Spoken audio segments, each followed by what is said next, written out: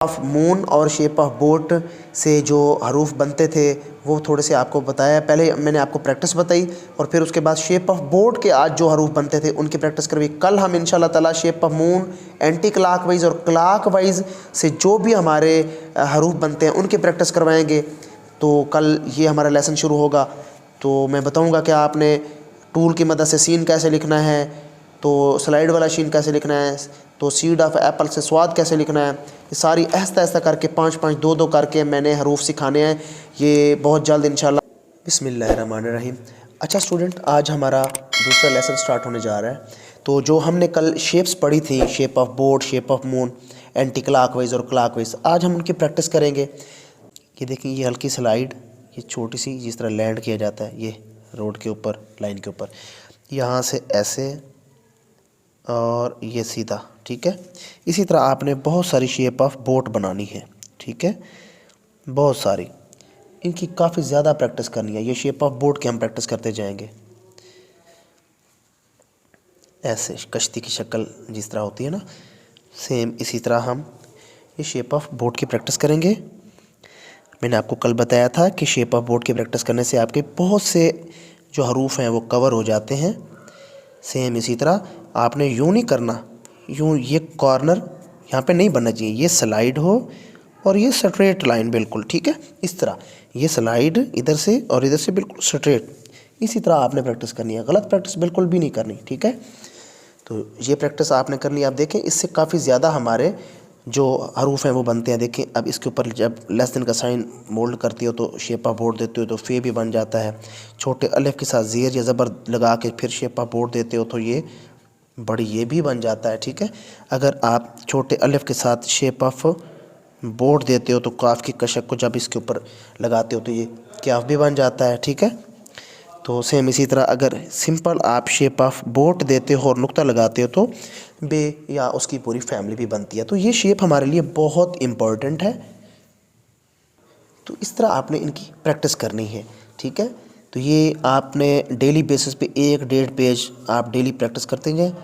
तो ये आपकी शेप ऑफ बोट अगर ठीक हो जाती है तो आपको पता है इससे हमारे 4 जो हरूफ हैं वो बन सकते हैं। इस तरह की ये प्रैक्टिस करेंगे। इसके बाद हम शेप ऑफ मून की तरफ आएंगे।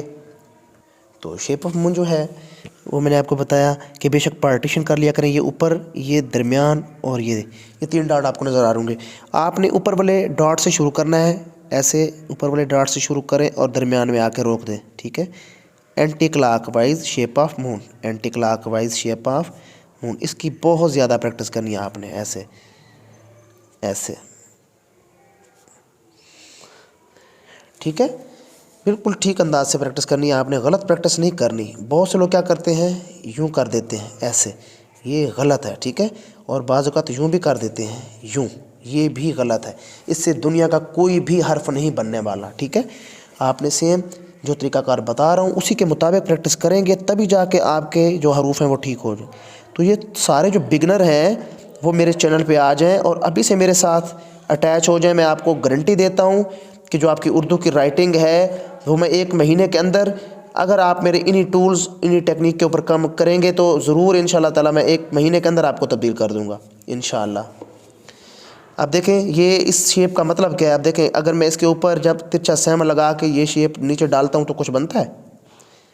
ये देखें, बहुत अच्छे तरीके से आपके बच्चों की जो ना राइटिंग इस तरह ठीक हो सकती है फॉर्मेशन के साथ। अब ये देखिए, तिरछा seven, then shape of moon called जीम, तिरछा सेवन, देखें शेप ऑफ मून लगा दी। अब ये अकेले में लगा रहा हूँ शेप ऑफ मून, अब ये अकेले में तिरछा सेवन लगा रहा हूँ, ठीक है ना। ये 2 चीज़ें मिलती हैं तो हमारी हरूफ बनना शुरू हो जाते हैं, ठीक है। ओके हो गया। इस तरह आपने प्रैक्टिस करनी है। अब आते हैं, अब इसकी प्रैक्टिस आपने बहुत ज़्यादा करनी है। समझ आ गई है ना। मैं आपको इसका तरीक़ाकार बताता हूँ कि कैसे प्रैक्टिस करनी है, कितने पेज डेली करने हैं। ये हर बंदे की अपनी वो होगी कि वो शौक़ बताएगा कि कितनी वो प्रैक्टिस करता है डेली बेसिस पे। ये देखें, ये डेली मैंने ये प्रैक्टिस बच्चों को दी है। ये आपने डेली इसी तरह प्रैक्टिस करनी है। ये गौर से देख लीजिए, ये प्रैक्टिस आपने करवानी है, गलत प्रैक्टिस नहीं करनी। मैंने आपको बताया गलत प्रैक्टिस करेंगे, अगर शेप ऑफ मून गलत बनाएंगे तो उससे हमारे हरूफ नहीं बनने वाले, ठीक है। इसी तरह आपने ये प्रैक्टिस करनी है और सेम इसी तरह आपने अब क्लॉक वाइज प्रैक्टिस भी करनी है। Clock wise shape of moon की प्रैक्टिस कैसे करनी है वो भी ज़रा गौर से देख लो।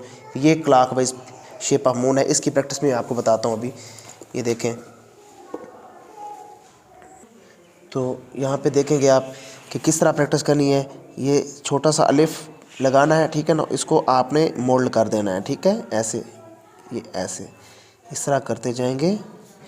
आपने clock wise shape of moon की प्रैक्टिस इसी तरह करनी, ठीक है। इसको यूँ नहीं करना है, ये भी कॉर्नर नहीं बनना चाहिए, इसको यूँ भी नहीं करना, इसको यूँ भी नहीं करना, ये गलत है। जो कुछ भी करेंगे ये आपने गलत प्रैक्टिस नहीं करनी। अच्छा, तो आज हम बस ये थोड़े से पढ़ेंगे क्योंकि 1 बाय 1 आहिस्ता आहिस्ता करके आपने ये प्रैक्टिस करनी है। शेप ऑफ बोट आपने देख ली, ये पहले ये स्लाइडें सीखनी है छोटी छोटी। बहुत से लोग जो है ना इसका कॉर्नर बना देते हैं 90 का दोनों तरफ से, इसलिए ये गलत हो जाता है। अब ये देखें, ये छोटी ये प्रैक्टिस देख लें गौर से।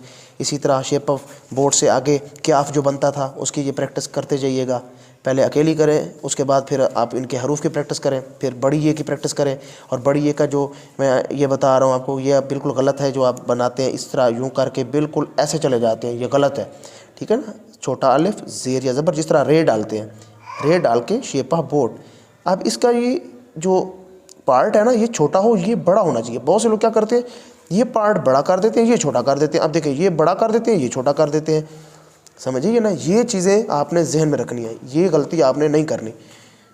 अच्छा, फिर आगे शेप ऑफ जो बोट का आखिरी जो हर्फ था वो फे है, तो ये वक्फ़ा आना चाहिए। ये देखें, ये मैंने ये वक्फ़ा डाला यहाँ पे, ये वक्फ़ा आ गया, ये वक्फ़ा आ गया। और काफ़ी लोग क्या करते हैं, इसको यूँ कर देते हैं ऐसे, ये गलत है बिल्कुल, इसको आपने नहीं लिखना, ठीक है। अच्छा, तो व्यूअर्स आज हमने शेप ऑफ मून और शेप ऑफ बोट से जो हरूफ बनते थे वो थोड़े से आपको बताया। पहले मैंने आपको प्रैक्टिस बताई और फिर उसके बाद शेप ऑफ बोट के आज जो हरूफ बनते थे उनकी प्रैक्टिस करवाई। कल हम इंशाल्लाह ताला shape of moon, anti clock wise और क्लॉक वाइज से जो भी हमारे हरूफ बनते हैं उनकी प्रैक्टिस करवाएंगे। तो कल ये हमारा लेसन शुरू होगा। तो मैं बताऊँगा कि आपने टूल की मदद से सीन कैसे लिखना है, तो स्लाइड वाला शीन कैसे लिखना है, तो सीड ऑफ एप्पल से स्वाद कैसे लिखना है। ये सारी आहिस्ता आहिस्ता करके 5-5, 2-2 करके मैंने हरूफ सिखाने हैं। ये बहुत जल्द इंशाल्लाह 2-4 लेक्चर के अंदर आपकी हरूफ तहजी कंप्लीट हो जाएगी। फिर हम अल्फाज की तरफ आएंगे। तो मेरे चैनल को सब्सक्राइब कीजिएगा और कमेंट किया करें, लाइक किया करें, बेल आइकन लाजमी आप प्रेस किया करें ताकि हम आप अटैच रहें। तो नेक्स्ट वीडियो के लिए आपसे इजाज़त लेता हूँ। खुदा हाफिज़।